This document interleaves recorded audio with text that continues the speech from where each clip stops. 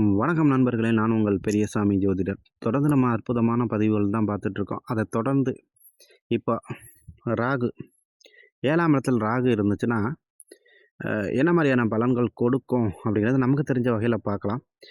7ல ராகு இருந்தாவே வந்துட்டு நண்பர்கள் எப்போதுமே கொஞ்சம் பேராசை பிடித்தவர்களாக இருப்பார்கள். சரிங்களா?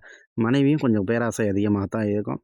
இருந்தாலும் கூட இவர்கள் நண்பர்களுக்கும் அ ஏதோ ஒரு வகையில் சுப நிகழ்ச்சிகள் தடைப்பட்டு அதுக்கப்புறம் நடக்கும்.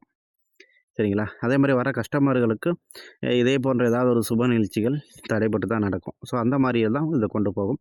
7ல ராகு இருந்துச்சுனாவே, காதல் திருமணத்துக்கு அவர்களுக்கு வழிவகுக்கும். ஒரு சிலருக்கு சரிங்களா? சுபகிரகம் சம்மந்தப்படும்போது அது கிடையாது. ஸோ இருந்தாலும் காதல் திருமணத்திற்கு வழிவகுக்கும். தாமத திருமணமாக நடக்கும். சரிங்களா? இவர்களுக்கு வந்துட்டு கலத்திரம்னு பார்க்க போயிட்டாங்கன்னாவே, ரோட்டு பக்கத்திலேயே வந்து மாப்பிள்ளையோ, பொண்ணோ இருக்கும். அவருடைய வீடு ரோட்டு பக்கத்திலேயே இருக்கும். அது மெயின் ரோட்லயே அமைவதற்கு வாய்ப்புண்டு. சரிங்களா? மாற்று கலாச்சாரம் உள்ள வீட்ல அதிகம் பெண் எடுக்கிறதுக்கு வாய்ப்புகள் அதிகம். வாய்ப்பு இருக்கு. சரிங்களா? அப்படியே நடந்துரும்னு நான் சொல்லல.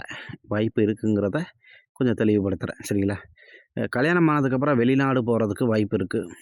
வெளிமாநிலம் போறதுக்கு வாய்ப்பு இருக்கு. சரிங்களா? இல்லன்னா மனமான்ம அதாவது கல்யாணம் பண்ண உடனே ஒரு சிலருக்குலாம் டக்குன்னு உனக்கு வந்துட்டு ஃபாரின் வேலை கிடச்சிச்சு, இல்லைனா கவர்மெண்ட் வேலை கிடச்சிச்சு.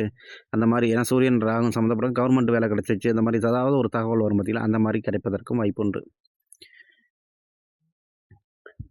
இவர்களுக்கு வந்து தாம்பத்தியம் அதிகமாக இருக்கும் இவர்கள் வாழ்க்கையில். சரிங்களா? அது வந்துட்டு ஒரு திருப்தி இருக்காது. ஆனா அதிகமாக இருக்கும். இருந்தாலும் கூட இவர்கள் வாழ்க்கையில் பெரும் பணத்தை நோக்கி போய் விடுவார்கள். இவர்கள் ஆசை இருந்துக்கிட்டே இருக்கும். சரிங்களா? அப்படி ஆசை இருக்கிறவங்களுக்கு தாங்க சம்பாதிக்க முடியும். ஸோ இவர்கள் அந்த மாரி நோக்கம் உடையவர்களாக இருப்பார்கள்.